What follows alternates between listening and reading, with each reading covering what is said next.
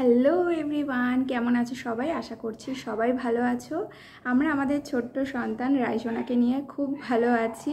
আর আজকের ভিডিওটা কোন টপিকের ওপরে হতে চলেছে সেটা তো তোমরা টাইটেল আর থাম্বনেল দেখে বুঝতেই পেরে গেছো। আর বলে রাখি, আমি আমার রাইসোনাকে ঠিক যেভাবে পরিষ্কার পরিচ্ছন্ন করে রাখি বা রাখার চেষ্টা করি নিত্যদিন, তো সেটাই আমি আজকে ভিডিওতে শেয়ার করেছি। আশা করি তোমাদের হেল্পফুল হবে ভিডিওটা। তো চলো ভিডিওটা তোমরা স্কিপ না করে দেখতে থাকো। প্রিভিয়াস ভিডিওগুলোতে তোমরা রাইসোনাকে অনেকটা ভালোবাসা দিয়েছো, তার জন্য অসংখ্য ধন্যবাদ। রাইসোনা সাধারণত সকাল 10টা-11টার আগে ঘুম থেকে ওঠে না। আজকে একটু আগে উঠেছিল। তো ঘুম থেকে ওঠার পরে আমি যেই কাজটা করি সেটা হচ্ছে ওর মুখটাকে খুব ভালোভাবে পরিষ্কার করে দিই। আর আমি বরাবরই মুখ পরিষ্কার করার জন্য এই সুতির নরম কাপড়টাই ব্যবহার করি। এটাকে আমি হালকা উষ্ণ গরম জলে ভিজিয়ে নিই, তারপরে আমি মুখটাকে পরিষ্কার করে দিই। আর মুখের সাথে সাথে কিন্তু আমি গলাটাও খুব ভালোভাবে পরিষ্কার করি। একটা ছোট বেবির পরিচর্যা বা যত্নের সাথে সাথে কিন্তু তার হাইজিন অর্থাৎ পরিষ্কার পরিচ্ছন্নতা বজায় রাখাটাও কিন্তু অত্যন্ত জরুরি। তোর মুখটা ভালোভাবে পরিষ্কার করা হয়ে গেছে। এবারে আজকে আমি রীতিমতো যুদ্ধে নামছি বলতে পারো। যেই কাজটা এখন করতে চলেছি সেটা হচ্ছে রাইসোনার নখ কাটতে হবে। আর বাচ্চাদের নখ, হাতে পায়ের নখ কত তাড়াতাড়ি গ্রো করে সেটা তো যারা নতুন মা হয়েছে তারা বুঝতেই পারছো। আর এই বেবি নেল কাটারের সাহায্যে আমি আজকে রাইসোনার হাতে পায়ের নখ কেটে নেব। আর এটাই কিন্তু আমি ওর জন্মের পর থেকে ইউজ করে আসছি। এটা মিমি কোম্পানির একটা বেবি নেল কাটার। এটা তোমরা অনলাইন অফলাইন যে কোনো স্টোরে পেয়ে যাবে ইজিলি। এছাড়াও অনলাইনে আরেক ধরনের নেল ফাইলার পাওয়া যায় যেটা ব্যাটারি সিস্টেম। তো ওটা আমি কখনো ইউজ করিনি, আমি ভেবেছি একটা কিনে ইউজ করব। তো কিনলে পরে আমি অবশ্যই তোমাদের সাথে শেয়ার করব। বাট রাইসোনার কিন্তু জন্মের পর থেকে আমি এই নেল কাটারটা ইউজ করে আসছি। আর এতে করে আমার কোনো অসুবিধা হয় না। রাইয়ের হাতে পায়ের নখ সাধারণত আমি সপ্তাহে 2বার, আর 2বার না হলেও আমি কম করে সপ্তাহে একবার কাটার চেষ্টা করি। কারণ খুব তাড়াতাড়ি বেড়ে যায়, আর নখ বেড়ে গেলে নখটা তো পুরো ব্লেডের মতো ধারালো হয়ে থাকে। তো ওরা নিজেদের স্কিনেও আঁচড় কাটে, তার সাথে সাথে আমার স্কিনেও আঁচড় কেটে দেয়। এছাড়াও বেবিদের নখ বড় হয়ে গেলে দেখবে নখের মধ্যে কালো কালো নোংরাও জমে যায়। তো নোংরা কোথা থেকে আসে ওদের নখে আমি জানি না, তবুও আমি এটা খেয়াল করেছি। বাঁ হাতের নখ কাটা হয়ে গেছে, আমি একইভাবে ওর ডান হাতের নখটাও কেটে নিয়েছি। আর এই নখ কাটার ফুল প্রসেসটা কিন্তু খুব মনোযোগ সহকারে করতে হবে, ধৈর্য সহকারে করতে হবে। না হলে একটু এদিক থেকে ওদিক হয়েছে তো বেবিদের স্কিন কতটা নরম থাকে আর কতটা সেন্সিটিভ হয় বুঝতেই পারছো। সামান্য একটু খোঁচা বা কাট লেগে গেলেই কিন্তু একদম রক্ত বেরিয়ে আসবে। তো খুব সাবধান। বাঁ পায়ের নখ কাটতে কাটতে ম্যাডামের ঘুম ভেঙে গেছে, তোমরা তো দেখতেই পেলে ভিডিওতে। তো এখন ম্যাডাম হচ্ছে টয়লেট করে নিচ্ছেন। আর হ্যাঁ, প্রথমে বলা হয়নি যে কথাটা, রাই যখন ঘুমায় তখনই কিন্তু আমি ওর নখ কাটার চেষ্টা করি, নাহলে প্রচণ্ড অসুবিধা হয়ে যায়। এই যে ঠিক এখন যেভাবে নড়ছে, আমাকে নখ কাটতে দিল না দেখলে, ঠিক এমনটাই করে। আমি এখানে বেবি জনসন্স কোম্পানি বাডস নিয়ে নিয়েছি। এই বাডসগুলো কিন্তু নর্মাল বাডসের মতো নয়, এগুলো খুবই সফট, যেটা বেবিদের স্কিনের জন্য খুবই ভালো, মানে একদমই হার্মফুল নয়। বাচ্চাদের আঙুলের ফাঁকে ফাঁকেও কিন্তু প্রচুর ময়লা জমে থাকে। আমি ভিডিওতে যে স্টেপটা ফলো করছি এটা কিন্তু স্পেশালি আমি দেখাচ্ছি নিউবর্ন বেবি যাদের রয়েছে, মানে 1 থেকে 3 মাসের বেবি যাদের রয়েছে ঘরে, তারা কিন্তু এই স্টেপটা অবশ্যই করে ফলো করো। আর আমাদের রাইসোনার মতো যারা রয়েছো, মানে যেসব বেবিরা রয়েছো, তাদের মায়েদেরকে বলবো তোমরা কিন্তু এই আঙুলের মাঝখানের অংশগুলো পরিষ্কার করার জন্য ওয়েট টিস্যু ব্যবহার করতে পারো, অথবা নরম সুতির কাপড় ভিজিয়ে নিয়ে ব্যবহার করতে পারো। আমার রাইসোনা যখন ছোট ছিল, মানে একদম ওকে যখন বাড়িতে নিয়ে আসার পরপর বাথ স্পঞ্জ দিতাম, তখন কিন্তু আমি এই স্টেপগুলো ফলো করতাম। তার পাশাপাশি এই একইভাবে ছোট বেবিদের নাকটাকেও কিন্তু খুব ভালোভাবে পরিষ্কার করা উচিত, এবং সেটা প্রত্যেক দিন করা উচিত আমি মনে করি। তো আমি সেমভাবে অন্য একটা বাডস নিয়ে নিয়েছি। তো সেই বাডসের সাহায্যে আমি নোজটাকে ক্লিন করে নেব। একদম হালকা হাতে সমস্ত প্রসেসগুলো করতে হবে। আর দেখো কতটা ময়লা বেরিয়েছে। এখন আমি যেটা তোমাদের সাথে শেয়ার করছি এটা কিন্তু বেবিদের মানে নাক পরিষ্কার করার একটা টুল বলতে পারো। তো এরকম একটা টুল কিন্তু তোমরা ঘরে কিনে রাখতেই পারো। এটাও কিন্তু মিমি কোম্পানির। আর এটার সামনের অংশ যেটা দেখলে ওটা কিন্তু সিলিকনের, খুব সফট, ভেবো না যে মানে হার্ড। আর এই টুলটাও কিন্তু আমি মানে রাইসোনার জন্য একদম ছোটোবেলা থেকে ইউজ করছি, আর কখনো কোনো অসুবিধা হয়নি। তাই আমি সাজেস্ট করব তোমরাও কিন্তু এরকম একটা টুল ঘরে কিনে রাখতেই পারো। তো এই টুলটা তোমরা তখনই ইউজ করবে যখন ধরো বেবির সর্দি হয়েছে বা স্নান করাতে যেয়ে নাকে জল ঢুকে গেছে, সেই সময় কিন্তু তোমরা এই টুলটা ইউজ করে ইজিলি নাকটাকে পরিষ্কার করে ফেলতে পারবে।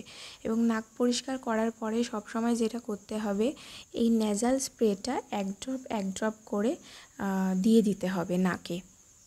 এরপর আমি তোমাদের সাথে শেয়ার করে নেব বেবির কান কিভাবে তোমরা পরিষ্কার করবে। আর এটা কিন্তু আমি এর আগের ভিডিওতেও অলরেডি শেয়ার করে দিয়েছি, তবুও আবারও শেয়ার করে দিচ্ছি। যেই তেলটা তোমরা তোমাদের বেবিদের জন্য ইউজ করছো সেই তেলটা জাস্ট 1 ড্রপ এই বাডসের মধ্যে নিয়ে নেবে, মানে বাডসটা হালকা একটু সোক করবে তেল, তারপরে সেই বাডসটা দিয়ে তোমরা হালকা হাতে এই কানটা পরিষ্কার করে নেবে। কানের একদম ভেতরে কিন্তু বাডস দেওয়া যাবে না, বাইরের অংশ এবং কানের চারপাশের অংশটা খুব ভালোভাবে পরিষ্কার করে নিতে হবে। এরপরে চলে আসি নাভি পরিষ্কার। তো নাভি পরিষ্কার করাটাও কিন্তু খুব দরকার, তবে সেটা প্রত্যেক দিন নয়, কারণ নাভিটা খুবই সেন্সিটিভ জায়গা। বেশি অতিরিক্ত খোঁচাখুচি করলে কিন্তু সেটা হিতে বিপরীত হতে পারে। এখন আমি তোমাদের সাথে যেটা শেয়ার করছি সেটা হচ্ছে একটা মানে বেবি টাং ক্লিনার। তো এটা কিন্তু বাচ্চাদের জিভ পরিষ্কারের ক্ষেত্রে ব্যবহার করা হয়, আর এটা কিন্তু সিলিকনের, খুব সফট। এটা ব্যবহার করা একদমই সহজ। জাস্ট এরকম ক্যাপের মতো একটা আঙুলে পরে নেবে, পরে নিয়ে হালকা হাতে জিভের ওপর দিয়ে জাস্ট বোলাবে ব্রাশটাকে, তো ব্যাস পরিষ্কার হয়ে যাবে মানে কয়েক মিনিটের মধ্যে। তো এই টুলটাও কিন্তু মিমি কোম্পানির, তোমরা চাইলে কিনতেই পারো, অথবা যারা কিনতে চাইছো না তারা কিন্তু এরকম নর্মাল নরম সুতির কাপড় নিয়ে নেবে, সেটাকে হালকা একটু ভিজিয়ে নেবে। তো ভিজিয়ে নেওয়ার পরে একটা আঙুলে জড়িয়ে নেবে, বেশি মোটা করে কাপড়টা জড়াবে না, একদম পাতলা লেয়ার রাখবে, আর এরকম হালকা হাতে জিভের ওপর দিয়ে টেনে টেনে পরিষ্কার করে নেবে। দেখো আমাদের রাইসোনার জিভ কতটা পরিষ্কার হয়ে গেছে। তো ম্যাডামের ওপর আমরা অনেক টর্চার করে ফেলেছি আজকে, যার কারণে এখানে একটু ওর মুডটা ঠিক করার জন্য ওর সাথে খেলা করছিলাম। তো অনেকক্ষণ একটু গম্ভীর থাকার পরে ম্যাডামের মুডটা দেখলাম একটু ঠিক হয়েছে, একটু চনমনে হয়েছে।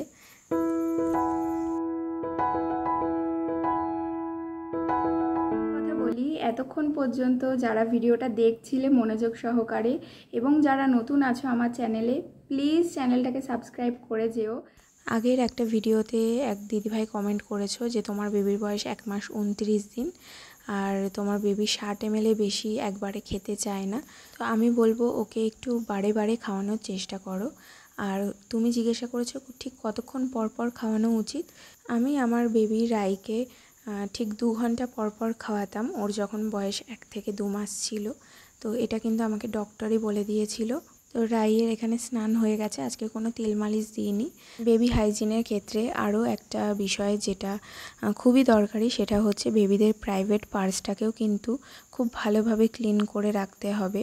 আমি যখনই ওর ডাইপার চেঞ্জ করি তখনই কিন্তু এই হিমালয়ার ডাইপার র্যাশ ক্রিমটা আমি অ্যাপ্লাই করি। প্রথমে আমি ওর প্রাইভেট পার্টটাকে ওয়েট টিস্যু দিয়ে খুব ভালোভাবে ক্লিন করে নিই, তারপরে আমি ওই ডাইপার র্যাশ ক্রিমটা একটা থিক লেয়ারে অ্যাপ্লাই করে নিই, তারপর আমি নতুন করে একটা ডাইপার পরিয়ে দিই।